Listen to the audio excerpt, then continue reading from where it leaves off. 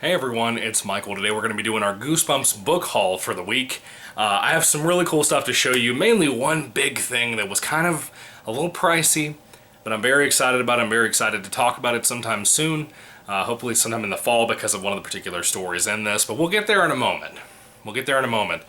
The first thing I want to show you from this week, now of course, my, at the moment, personal favorite Goosebumps book is Goosebumps 1 of the Haunted Mask. I read it, of course, if you've seen my book review that I did like in March, I believe, of this year when I uploaded that. Basically, I have a paperback copy that my grandparents got me years ago, like when the book first came out, or around the time, maybe within a year after it being released. 2013 or 14, somewhere in there. Or earlier. I don't know when it came out, but somewhere around that time when it first came out is when I got the book. And I've always wanted a hardcover copy when I found out it came out, and I finally got my hands on one in good condition without any stickers on the sides or anything. It's really good. Really stoked to have this in the collection. I really wanted it. It's kind of cool too because if you take off the dust jacket here, off the actual book, you have a full-size poster of the Haunted Mask with some extra words down here. Pretty cool stuff, in my opinion.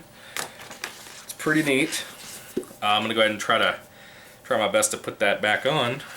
Okay, we got that, and we got this side.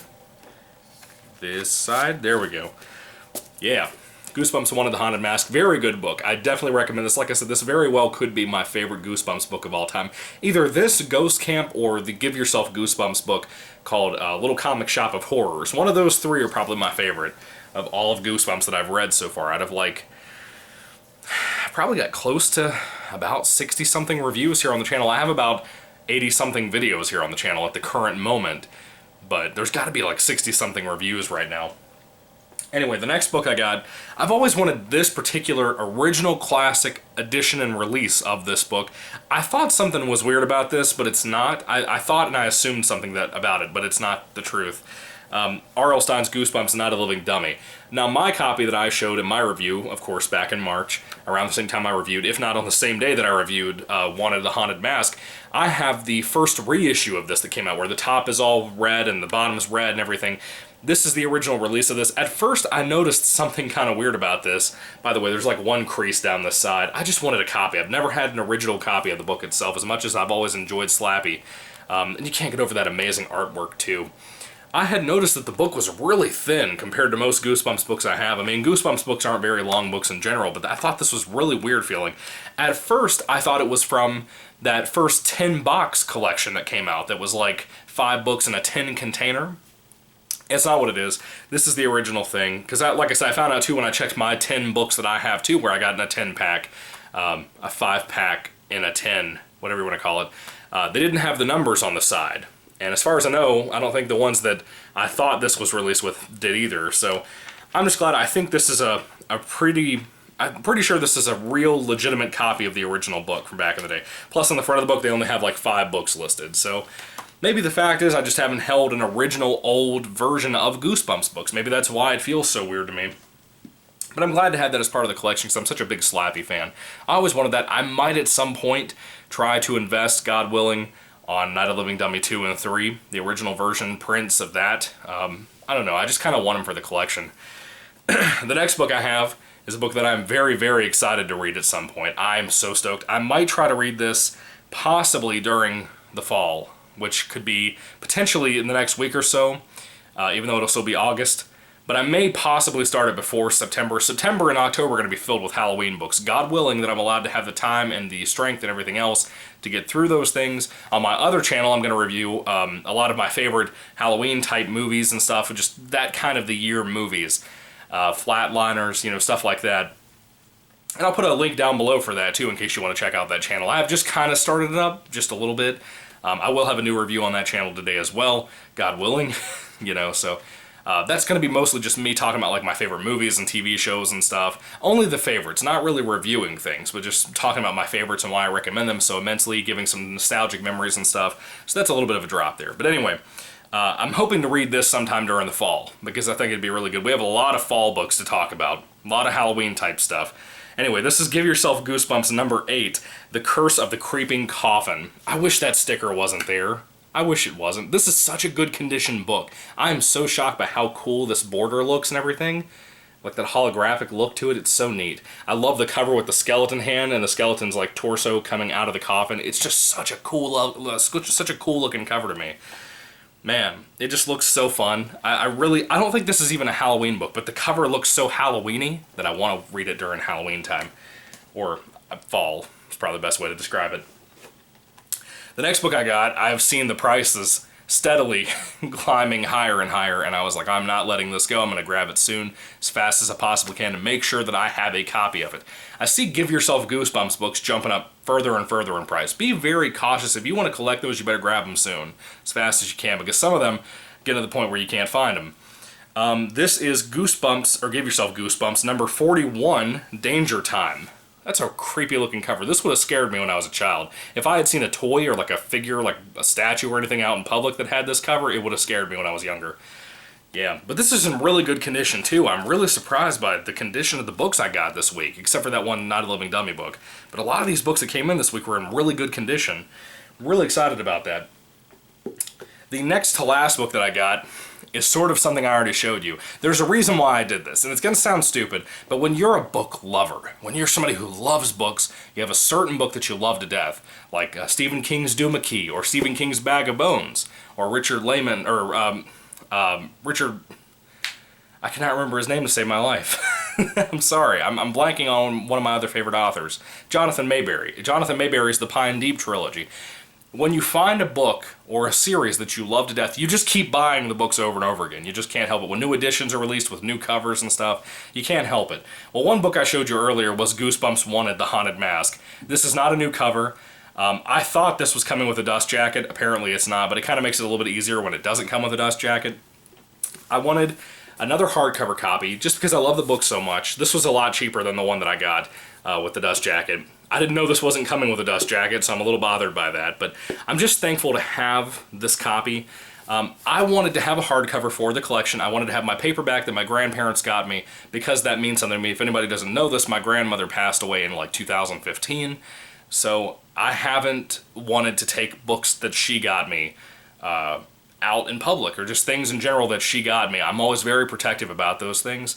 So I wanted to get a hardcover copy of the book to make sure it would hold up. Hardcover copies are really good with these. They're not so much good with comics. Novels, they hold up pretty well in hardback.